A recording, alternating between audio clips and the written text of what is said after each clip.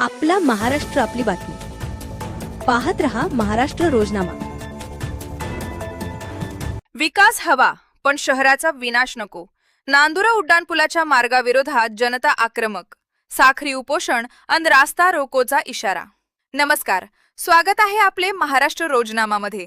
नांदुरा शहरात प्रस्तावित असलेल्या उड्डाणपुलावरून आता मोठे आंदोलन उभे राहताना दिसत आहे। नांदुरा उड्डाणपुलाला नागरिकांचा किंवा व्यापाऱ्यांचा विरोध नाही, मात्र हा उड्डाणपूल शहराच्या मुख्य बाजारपेठेतून आणि नागरी वस्तीमधून न नेता शहराबाहेरून पर्यायी मार्गाने नेण्यात यावा अशी ठाम मागणी नागरिक हक्क संरक्षण समितीने केली आहे।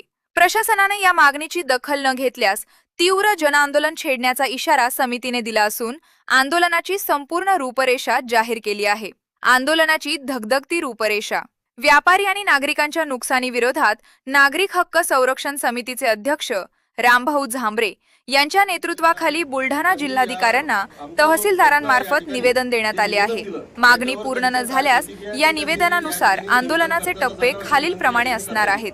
साखरी उपोषण रविवार 23 ऑगस्ट 2026 पासून बाधित व्यापारी आणि नागरिकांसह साखरी उपोषणाला सुरुवात होणार आहे। जाहीर सभा सोमवार 24 ऑगस्ट 2026 रोजी रात्री 8 वाजता नांदुऱ्यातील गांधी चौक येथे भव्य जाहीर सभेचे आयोजन करण्यात आले आहे। या सभेत आंदोलनाची पुढील आक्रमक दिशा ठरवली जाईल। रास्ता रोको आंदोलन मंगळवार 25 ऑगस्ट 2026 रोजी प्रशासनाचे लक्ष वेधण्यासाठी तीव्र रास्ता रोको आंदोलन केले जाणार आहे।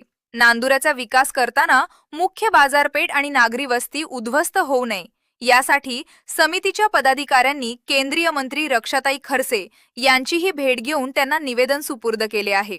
विकास नक्कीच व्हावा, पण व्यापाऱ्यांचे आणि नागरिकांचे हित जपत उड्डाणपुलाचा मार्ग शहराबाहेरूनच काढण्यात यावा अशी स्पष्ट भूमिका समितीने घेतली आहे।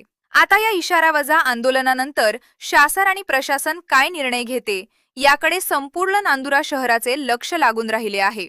नांदुरा शहराच्या विकासासाठी आणि व्यापाऱ्यांच्या न्यायासाठी एकच ध्यास, शहराबाहेरून उड्डाणपूल प्रवास असा नारा समितीने दिला। अशाच आणि विश्वासार्ह बातम्यांसाठी आमच्या चॅनलला सबस्क्राइब करा, व्हिडिओला लाईक करा आणि शेअर करायला विसरू नका।